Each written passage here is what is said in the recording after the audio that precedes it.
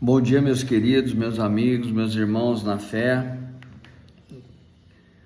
Diariamente eu procuro me alimentar espiritualmente para que eu possa ter ânimo, para que eu possa ter um dia excelente com Deus, para que a minha fé não se abale tanto como acontecia naquele tempo em que eu não me alimentava direito e saía cambaleando espiritualmente, sem muita fé, sem muita motivação, sem muita convicção e atropelando muitas situações.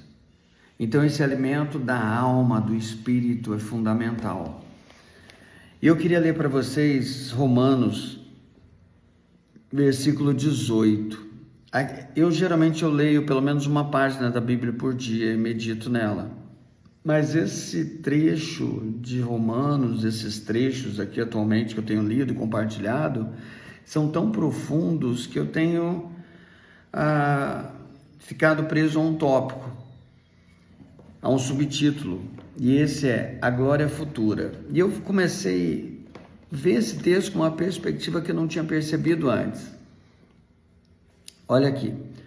Considero que os nossos sofrimentos atuais não podem ser comparados com a glória que em nós será revelada, no versículo 18. Então começa na primeira parte falando que o sofrimento atual, que é o que a gente vive nesse corpo, nessa cabana, nessa barraca velha aqui, como comparação que Paulo faz, não pode ser comparado com o que está por vir. A glória que em nós será revelada. E sabe o que eu fiquei pensando? Que essa glória é revelada ainda aqui nessa terra. Através do quê? Das transformações, dos frutos do Espírito. A natureza criada aguarda com grande expectativa que os filhos de Deus sejam revelados. Então, aí eu fico pensando, no céu não faz tanto sentido essa revelação, porque tudo lá é perfeito, tudo que lá está. Mas essa revelação aqui na terra traz muitos frutos, traz muitos resultados, ajuda outras pessoas a se converterem. As pessoas têm sede de bons exemplos, as pessoas têm sede de uma figura para se inspirar espiritualmente. Eu tenho essa sede de um pequeno Cristo. Ser um pequeno Cristo, mas ter também como referência um pequeno Cristo. Você nunca se viu decepcionadíssimo? É o que mais acontece hoje com o que a gente vê de exemplos religiosos, de liderança, de pessoas que se dizem cristãs, e eu mesmo já passei por fases da minha vida assim, que me considerando cristão, mas totalmente perdido. Então assim, diz, né? Não podem ser comparados com a glória que em nós será revelado. Comparados. A natureza criada aguarda com grande expectativa que os filhos de Deus sejam revelados, pois ela foi submetida à inutilidade, à natureza humana. Não pela sua própria escolha, mas por causa da vontade daquele que sujeitou na esperança. Não pela sua própria escolha, mas por causa da vontade daquele que a sujeitou, na esperança de que a própria natureza criada será libertada da escravidão, da decadência que se encontra, recebendo a gloriosa liberdade dos filhos de Deus. Então, trecho profundo, olha, dois versículos é muita profundidade aqui. Nós somos inúteis, está dizendo aqui, não por uma escolha nossa, mas por causa da vontade daquele que a sujeitou. E aí me faz pensar no paraíso, me faz pensar em Adão, que fez com que nos tornássemos, pelo pecado original, inúteis. Me faz pensar em Isaías, que fala que nossas boas ações são como trapos sujos, porque o ser humano sempre tem uma segunda intenção nas coisas que ele faz. cada um de nós. Não temos uma pureza verdadeira. E às vezes temos momentos de pureza, mas na maioria das vezes somos inúteis. E é tão difícil admitir isso ou pensar nessa situação, entender a nossa pequenez. Hoje eu estava vendo um exemplo que Deus deixa... Uma pessoa perguntou na internet o porquê das formigas, qual a utilidade. E sem falar ecologicamente, Deus deixou nas formigas um ser tão pequeno, um exemplo grande, e Provérbios fala sobre isso, do que podemos aprender com elas.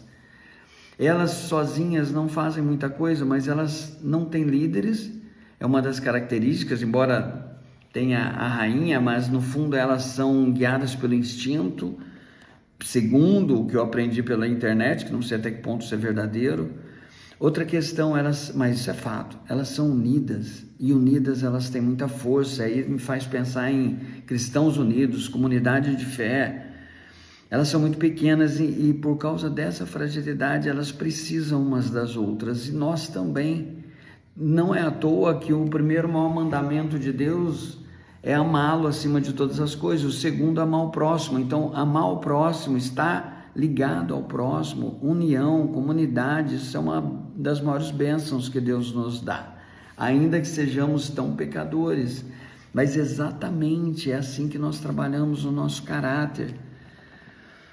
Vamos lá, recebendo a gloriosa liberdade dos filhos de Deus. Puxa, talvez eu não termine esse trecho aqui, você pode ler depois, que é muita coisa para comentar. Falando em liberdade dos filhos de Deus, uma pessoa fez um comentário bem interessante ontem nas redes sociais sobre o vídeo que eu postei, sobre pessoas que se sentem injustiçadas. E o comentário dela foi... E ainda tem advogados, resumindo, né, que vão defender esses crápulas, esses seres humanos, né, que ela falou sobre pedofilia, se não me engano, sobre estupro, coisas nesse sentido, eu não lembro o comentário totalmente. E ela falou, é verdade, eu, por exemplo, parei de atuar em conjunto com outros advogados, e não estou dizendo que, olha só, eu tenho amigos advogados que eu confio muito, que eu vejo que são respeitosos, que são dignos, são íntegros, mas eu tive algumas experiências ruins também, mas não só com advogados, com o ser humano em todas as áreas. Se você parar para pensar, ela estava falando dos advogados, mas eu comecei, a partir desse momento eu decidi sempre atuar sozinho, depois de algumas decepções. Então, por exemplo, eu não costumo fazer parceria, posso, mas não costumo fazer parceria com advogados.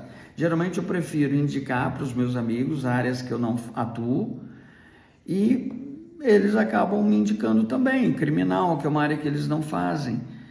E aí cada um pode ter a liberdade de fazer aquele seu trabalho com dignidade, com a fé, com a crença que ele acredita, com a expertise que ele possui. Mas, falando ainda das injustiças, é fato que nem todo mundo é inocente, embora às vezes até se sinta injustiçado. E até mesmo um dos maiores criminosos desse país, com certeza, se você conversar com ele, ele vai se sentir injustiçado, pelo menos ele vai dizer isso, ele vai expressar isso. Só que a gente está esquecendo do livre-arbítrio. Porque se você parar para pensar em cada uma das situações, Deus te deu um sinal, te deu um toque antes, que você poderia ter decidido diferente. Vou te dar um exemplo. Uma vez eu comecei um relacionamento onde todas as pessoas me avisaram, André, isso não vai dar certo. Até meu filho, adolescente, falou, André, melhor, ele falou, pai, isso não vai dar certo, não tem como dar certo. Então assim, só que eu insisti e colhi bons frutos, muito aprendizado, mas também frutos amargos. E assim é a vida, né? Mas tem muitas situações, vou te dar um outro exemplo. Tem uma pessoa que eu atendo, que ela é uma pessoa que nas redes sociais ela exala um certo ódio muito extremista, com relação à política e as opiniões dela. E sabe o que eu fiquei pensando? Que quanto mais você alimenta ódio no seu coração, isso vai refletir na sua vida no dia a dia, não vai ficar só na internet, que já é muita coisa e reverbera e transmite ódio para muita gente,